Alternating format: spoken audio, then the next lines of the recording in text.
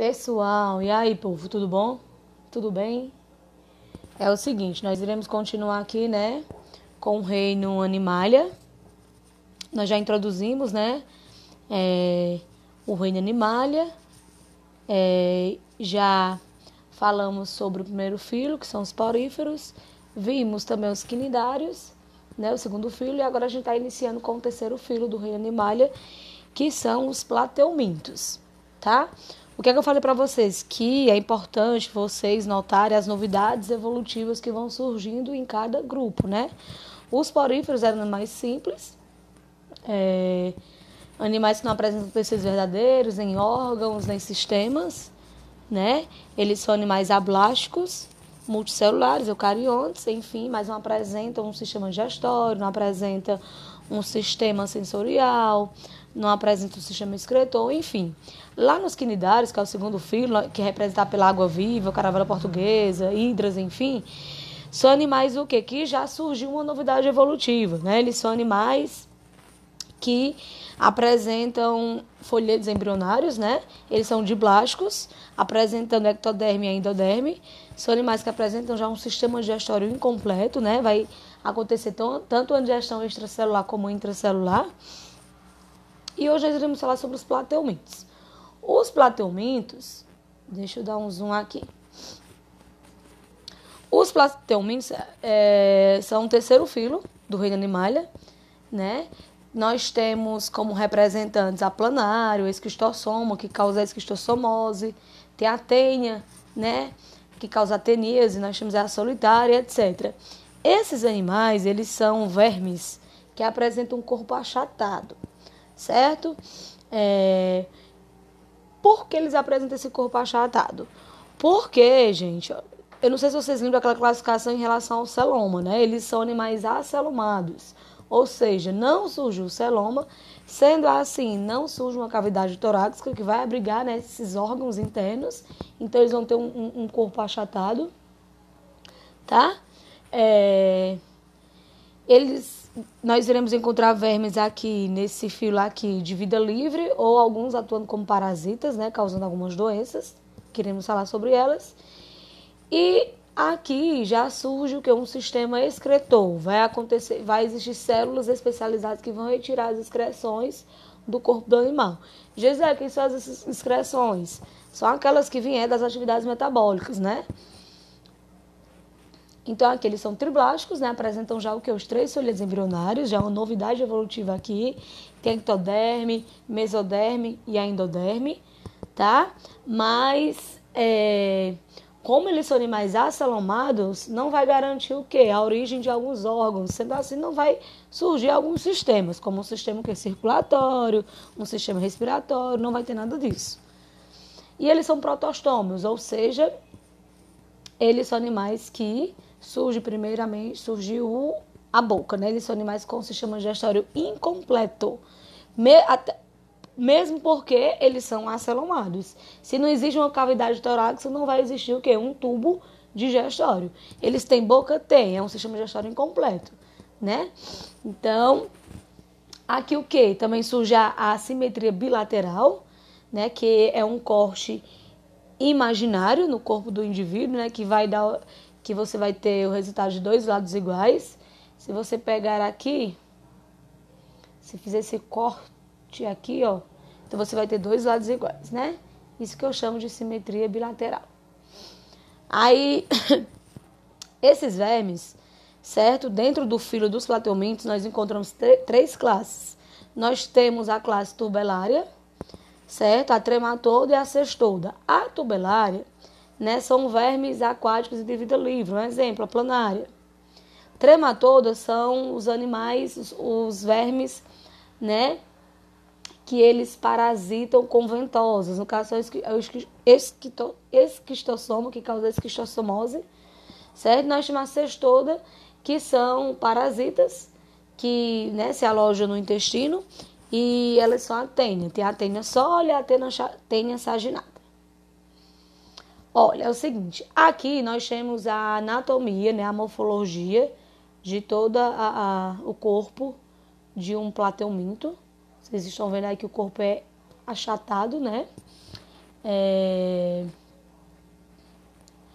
E aqui, o que é que a gente consegue observar? Vamos lá. Esses animais aqui, ó, ele tem uma boca, certo? É um sistema gestório incompleto. Então, aqui é o polo genital, onde vai acontecer a reprodução sexuada, né? Que eles podem se reproduzir tanto de forma sexuada como sexuada, iremos ver. Aqui nós temos aqui esses fotorreceptores, que são células, não são olhos, certo? Mas eles garantem o que é a captura de estímulos luminosos, tá? E eles apresentam aqui uma faringe, né, ó, protraída, eu deveria ter falado antes. Que é por aí que eles vão, tipo, sugar os nutrientes para logo depois, na boca, acontecer uma digestão extracelular. Porque lá em poríferos, a digestão era apenas no interior de células, né? Era intracelular. Nos quinidários já surgiu uma digestão extracelular, tanto extra quanto intra, lá acontece, né? E aqui nos plateumintos também vai acontecer uma digestão extracelular e intracelular. Não, aqui em relação à digestão, como eu estava falando, o sistema digestório é incompleto, né? Vai acontecer extra e intracelular. No caso, a tênia, ela não possui um tubo digestivo, ou seja, qualquer verme, eles não apresentam um tubo digestivo porque eles são acelomados, tá ok? Em relação à excreção, que eu disse que é uma novidade que surge aqui, né? Nós estamos estudando a fisiologia desses animais. A excreção, no caso, a nossa excreção, ela acontece onde? Né, tem o sistema urinário, excretor, né, através dos rins, isso tudo. Aqui não existe, né, isso, rins. Só que a gente encontra células, que elas são células especializadas que irão iniciar esse processo de excreção, né? Que elas são chamadas células flama, porque são células que elas ficam em constante movimento, parecendo uma chama, sabe, de fogo. Aí elas acabam o quê? Excretando todas as substâncias nitrogenadas, que no caso será a amônia. Em relação à coordenação, eles apresentam um sistema nervoso ganglionar ventral, né? Não vai ser, como é que eu posso falar? Não vai ser um sistema nervoso assim com o cérebro, essas coisas, mas eles apresentam células sensoriais que vão garantir, né, a captura de alguns estímulos do meio.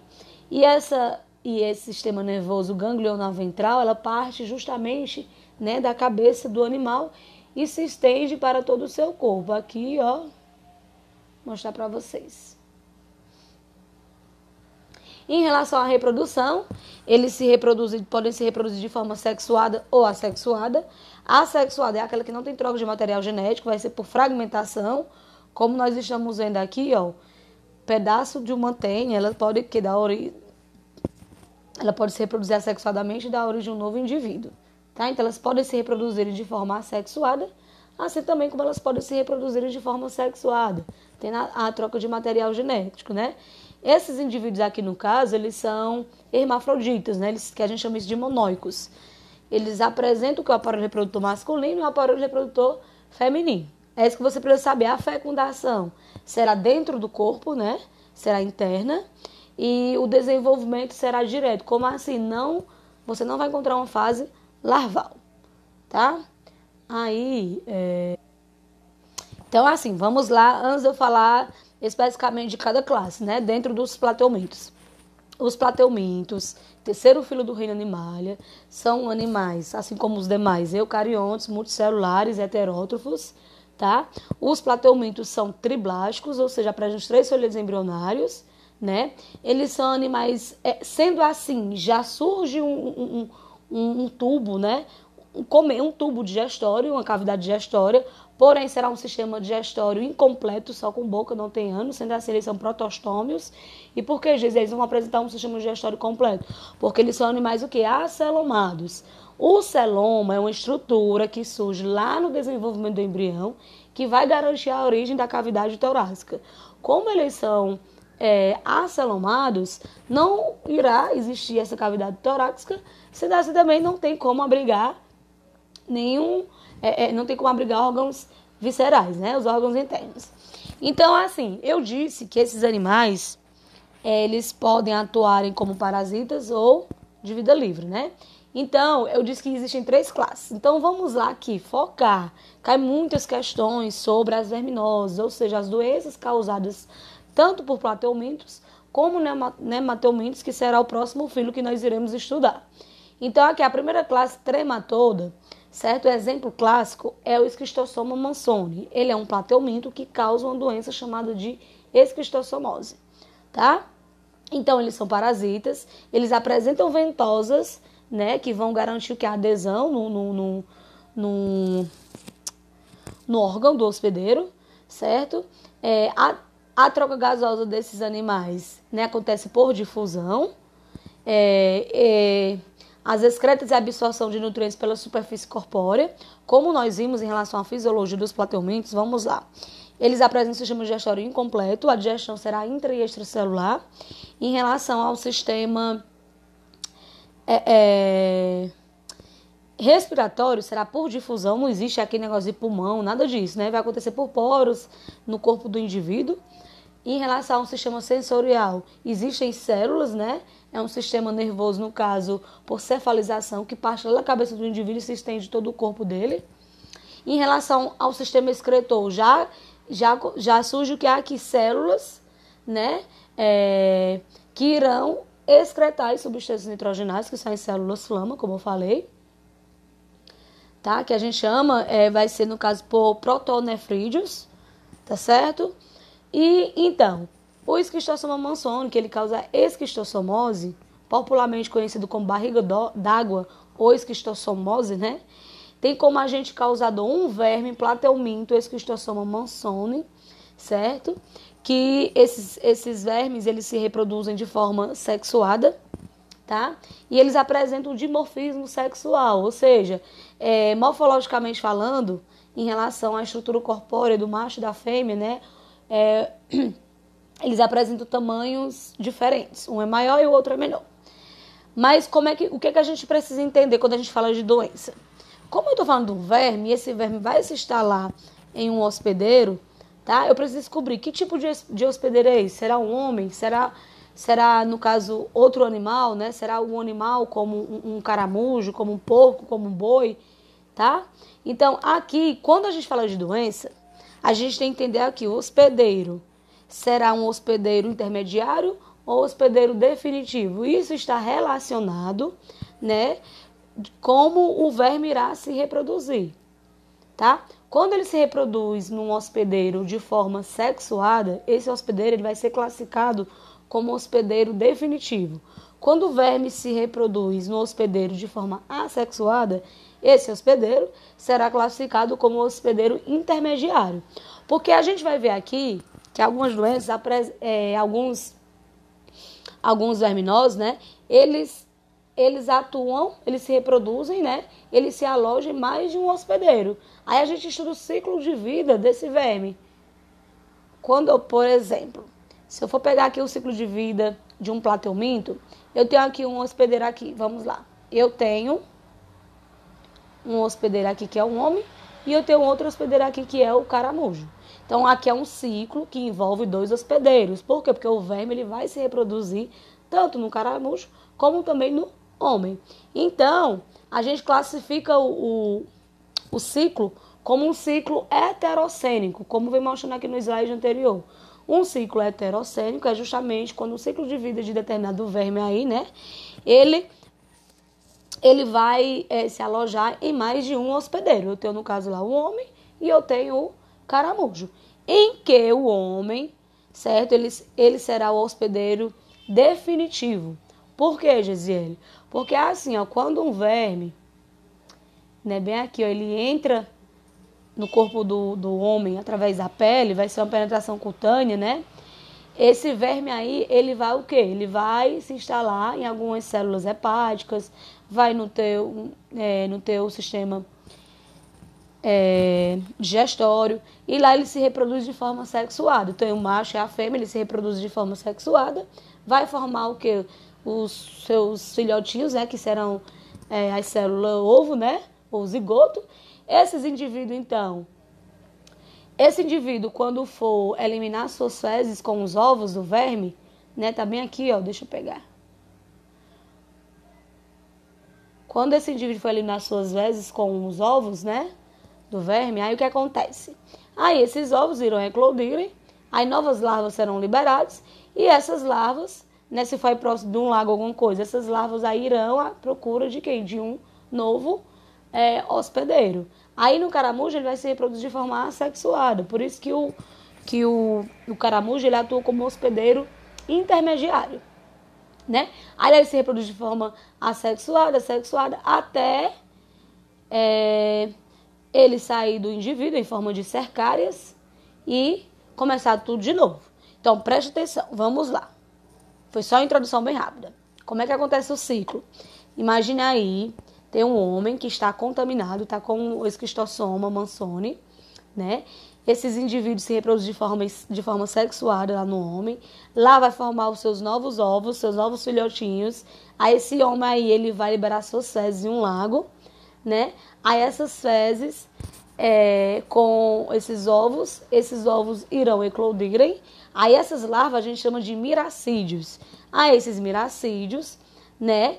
Eles vão à procura de um novo hospedeiro. Chegando lá no caramujo, ele se reproduz de forma assexuada, formando então novos indivíduos, novas larvas de verme.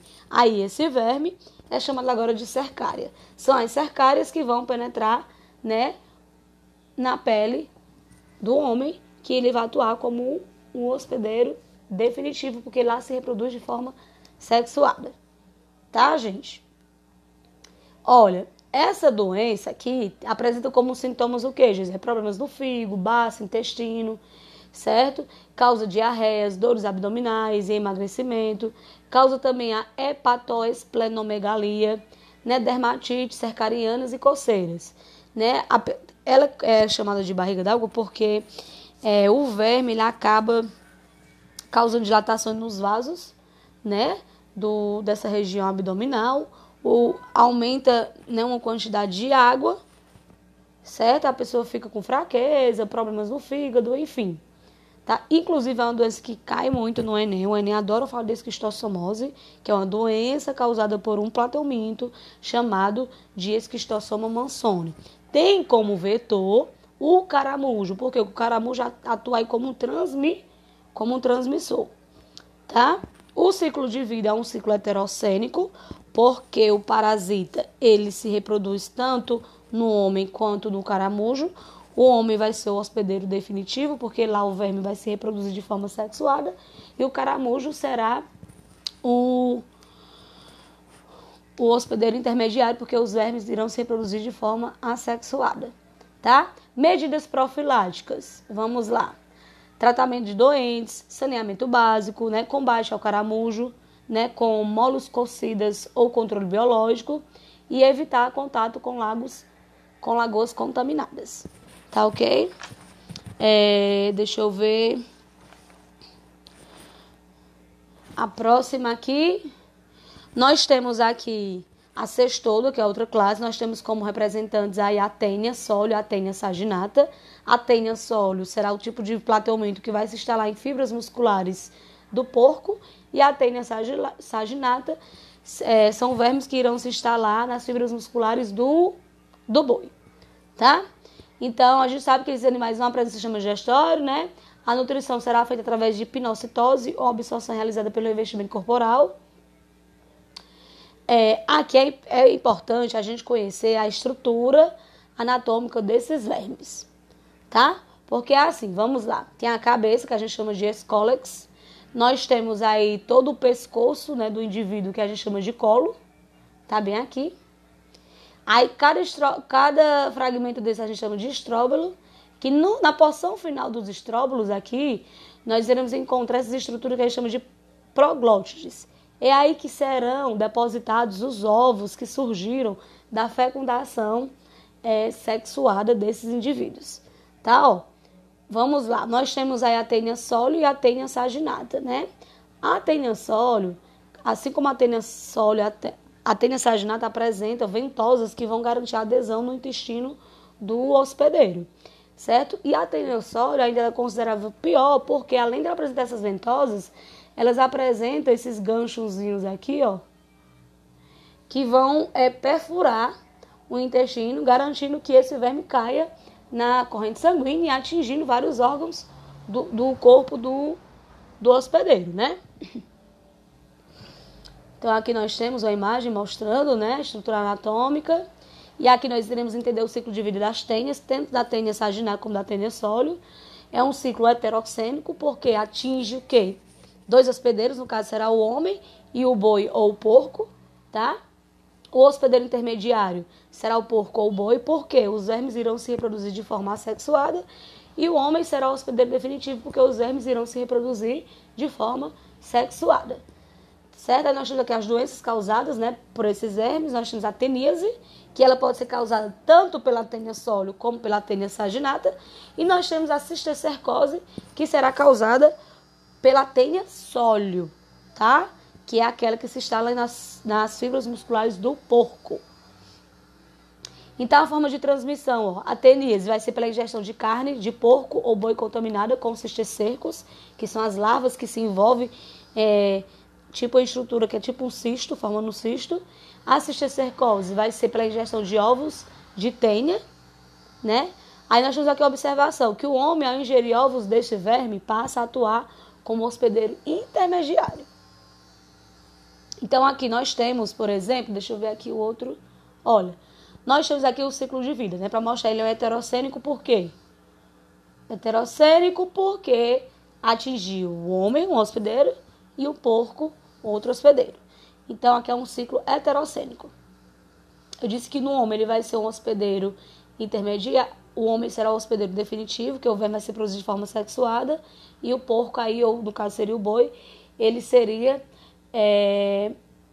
o hospedeiro intermediário, porque os vermes irão se produzir de forma assexuada, né? Então, quais são os sintomas da teníase? Dor abdominal, náusea, debilidade, perda de peso, diarreia, né, constipação, flatulências, alterações no apetite. Qual seria a profilaxia adotada para a teníase, né, que é, no caso, a solitária? Saneamento básico, tratamento de água e esgoto, inspeção de carnes, né, nos abatedores e açougues, cozinhar bem as carnes e tratamento dos doentes.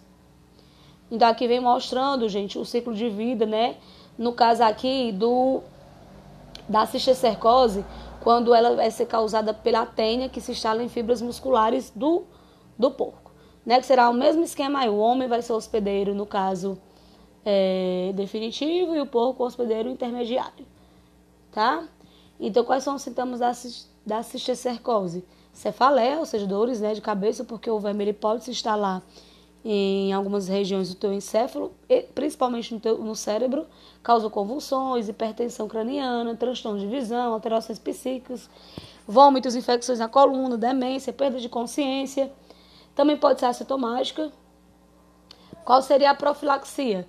Não defecar em locais inadequados, lavar sempre as mãos, principalmente antes de se alimentar e após usar o sanitário, não utilizar fezes humanas nem esgoto como adubo e não irrigar a horta com água de rio. Lavar bem as frutas e verduras antes de ingeri-las e tomar água apenas se estiver tratada.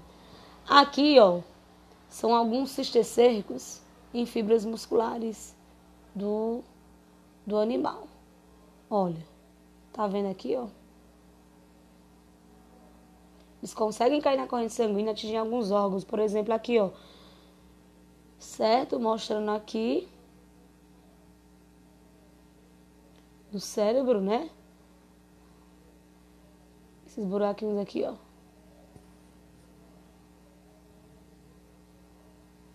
E aí? Então, a gente finaliza, viu? Eu vou passar uma atividade querendo que vocês pesquisem melhor sobre essas doenças, para vocês entenderem melhor. Não se preocupe, vou resolver exercícios. Aí a gente trabalha mais essa questão do ciclo de vida. Tá? Agora mesmo a gente caracterizou o filo dos plateumintos e falamos, né, de algumas doenças causadas por eles. E a gente finaliza aqui, galera. Bye.